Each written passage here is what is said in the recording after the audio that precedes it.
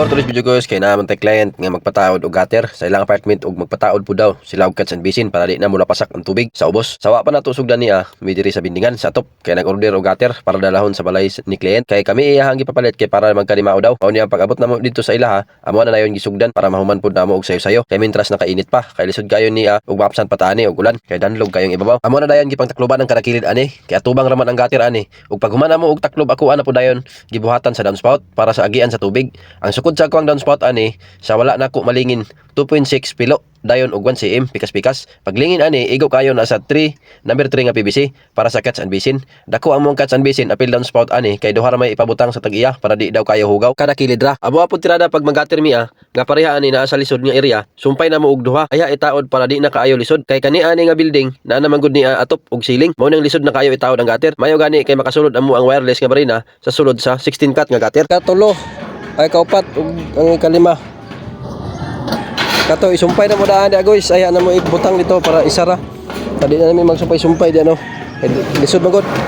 So isumpay na mo daan tong gamay. Kana isumpay daan dia. Aya din siya itaod na mo. Para isara agi. Taodaan. Guys, taod na na. Kani gitiro na mo. Di kanya payon dito. Itiro. Okay. Pagkahuman na mag-rebits aning mga gutter, ako ana po dayon gibulit ang mga sumpay aron di na magtulo. Tip sa mga magbulit ta, simuton una aya i-apply sa inyong bulitanan para hawid kayo. So guys, mga strap tanan. So mana good guys. Gutter ko. Pagkahuman sa gutter dili na punta sa cats and basin, nalimtan man lang mo ang gabas sa puthaw. Mao ning nakapanghulam sa tani client og gabas ka sa kahoy. Pwede magid ay kayo ni ihando sa PVC nga tris, hasta ra bagid kaayo kabaga sa PVC. Ang amo ang gamit ani nga panghawid sa PVC, sure silra. Dali ra kayo puwason puhon. Kung plano ni client nga ibalhin daw para di masayang ang PVC ba. Agahi naman kayo ang kwaon kung solvent atong ibutang. Mao na ni ang mga plastada sa mga cats and basin ay para di kayo pud hugaw tan-awon. Pauman pud ni ang gusto sa tag-iya. Ani guys, kato na nay downs spout og cats and basin. Kani po na anapod ni.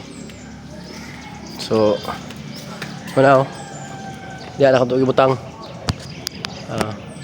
Nampay niya ayon tubos. Dito labay tubig. So karon para mo na humano.